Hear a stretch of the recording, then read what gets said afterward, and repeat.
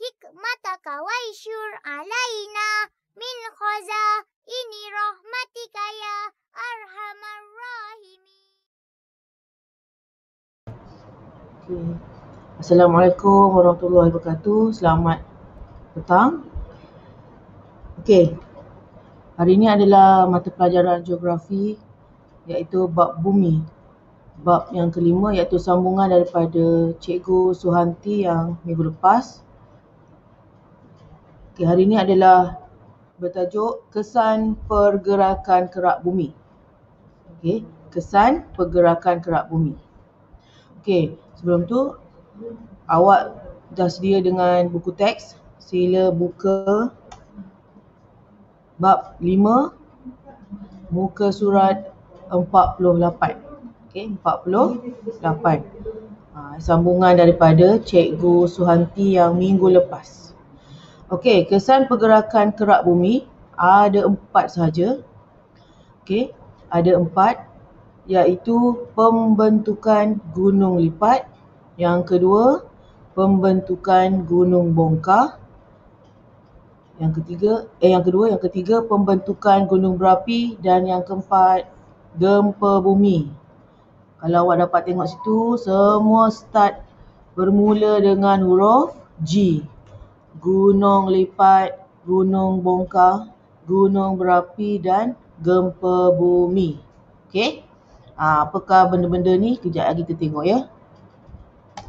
Okey, tengok. Siapa yang tak ada buku teks, boleh tengok kat sini. Ramai tak ada buku teks kan? Okey, buka muka surat 48. Okey, kita baca sama-sama. Kesan pergerakan kerak bumi. Okey. Permukaan bumi terdiri daripada lapisan kerak bumi yang dikenali sebagai plate. Okey. Terbahagi kepada 2 iaitu di darat dan laut. Okey, dalam bawah kaki kita ni ada banyak lapisan bumi yang awak telah belajar dengan Cikgu Suhanti minggu lepas. Okey, lapisan plate bumi berada di atas lapisan mantle. Pengaruh arus perolakan di lapisan mantle menyebabkan plate bumi bergerak. Awak tak rasa kan? Tapi sebenarnya dalam bumi kita ni ada pergerakan. Okey, sebab tu dinamakan kesan pergerakan kerak bumi. Okey. Pergerakan kerak bumi atau plate melibatkan proses pertembungan dan pencapahan. Okey, tengok bawah tu. Apakah maksud pertembungan dan pencapahan? Pencapahan. Tengok. Glosari. Glosari tu apa? Maksudnya maksud. Glosari tu adalah maksud perkataan. Iaitu pertembungan, iaitu pelanggaran antara plate-plate di kerak bumi secara serentak. Pencapahan iaitu perpisahan dan pergerakan plate-plate di kerak bumi, iaitu yang berlaku di dalam bumi. Yang awak dah belajar kan? Tajuk struktur bumi. Okey, seterusnya. Sebelum tu, awak cuba tengok rajah 5.3. Ini adalah bumi kita, iaitu yang berbentuk sfera. Bentuk sfera, bukan bulat dia, sfera. Ni dulu-dulu kita tak dapat tengok, jadi kita tengok gambar saja.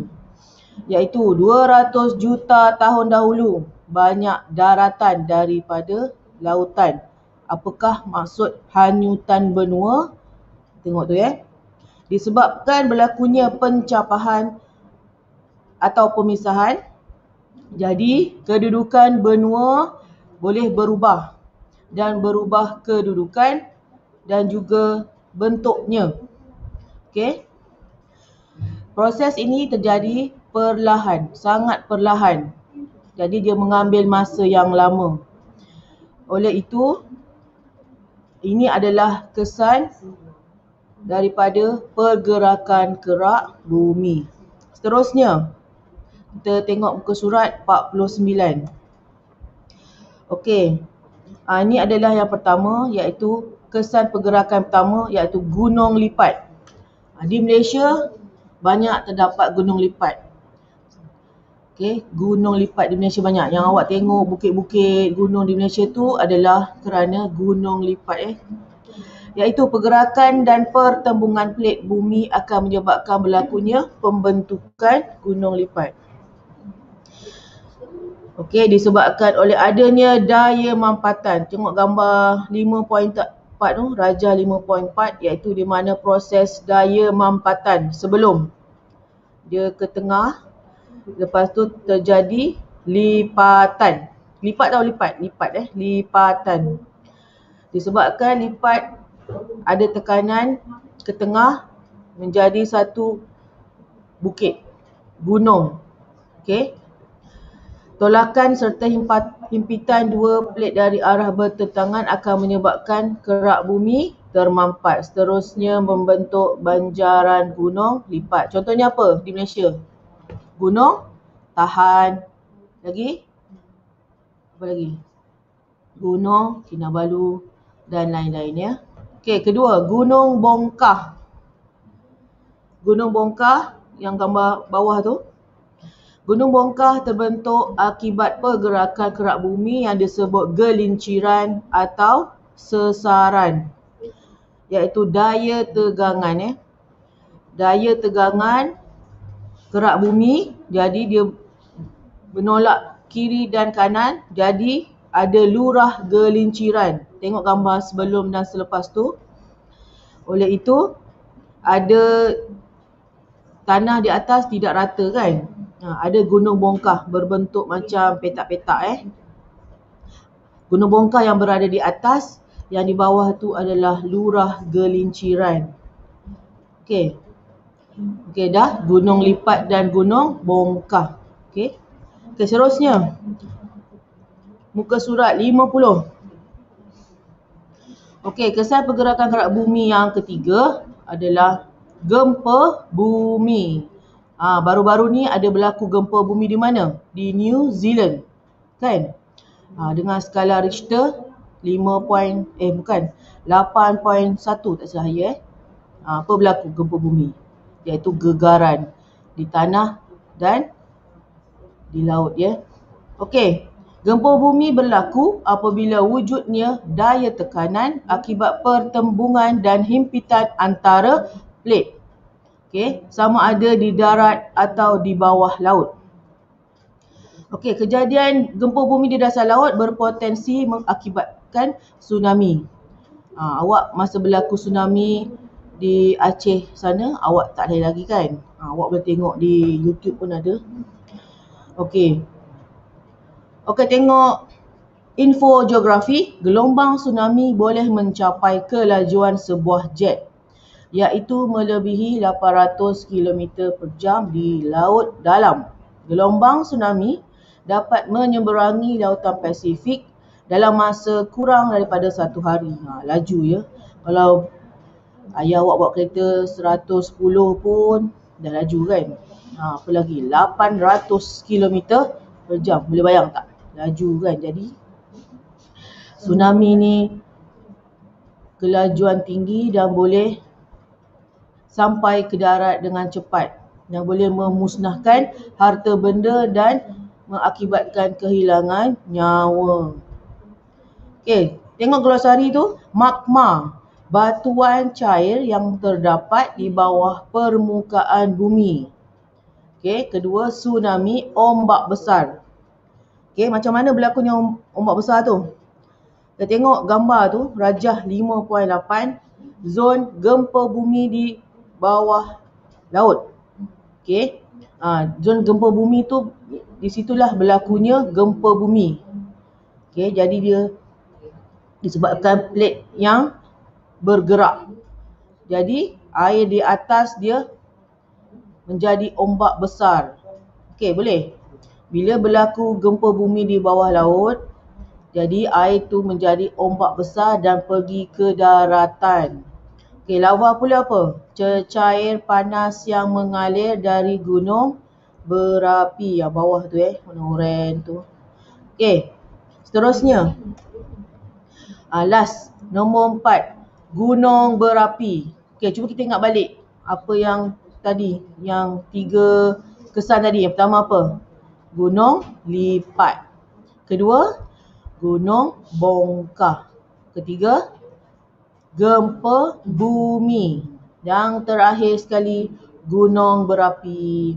Okey, di Malaysia kita tak ada gunung berapi ya. Negara mana ada gunung berapi? Mana? Indonesia. Lagi? Mana? Mana lagi? Indonesia ada. Kan? Filipina ada kan? Okey, gunung berapi terbentuk apabila berlakunya pertembungan dua plate yang mewujudkan zon benam. Tengok gambar bawah tu. Zon benam yang bawah tu ya, yang kat lapisan di atas yang warna oranye tu magma tu. Bila berlakunya pertembungan dua plate, jadi ada ruang magma tu naik ke atas. Okey, salah satu plate akan terjunam ke bawah, seterusnya bertemu dengan lapisan mantle. Proses tersebut akan membentuk magma dan lava. Okey, cecair magma yang warna oranye tu akan keluar memenuhi rekahan pada plate bumi, seterusnya membentuk gunung berapi. Okey, ni adalah gunung, asalnya gunung, lepas tu ada rekahan disebabkan pertembungan plate. Jadi magma tu naik atas. Nampak tak asap-asap tu? Tu asap tu bahaya Ingat tak yang minggu lepas ada berlaku apa? Jerebu kan?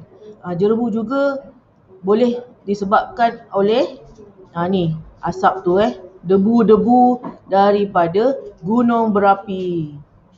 Okey, tengok info geografi. Bagaimana tsunami dan gunung berapi terjadi? Laman web berikut menunjukkan video tentang kejadian tsunami dan gunung berapi. Awak semua boleh gunakan handphone, scan. Boleh tengok video-video dalam buku teks ni banyak diberikan contoh. Inilah gunanya. Benda kotak-kotak ni kan, scan ni, barcode ni kan. Awak boleh scan, awak boleh tengok video yang terdapat di internet. Okey. Seterusnya, tengok imbas kembali daripada Cikgu Suhanti minggu lepas. Kan, Cikgu Suhanti minggu lepas ada suruh awak buat apa tu? Latihan modul kan, bab 5 tajuk bumi. Jadi awak siapkan keseluruhan bab 5. Semua kelas lah, daripada kelas 1 KA sampai Bestari. Jadi tambahan kalau Cikgu Suhanti biasanya ni awak kena, semua murid kena buatlah salin di dalam buku tulis. Imbas kembali ni awak buat yang bulatan atas saja bawah tu adalah tambahan.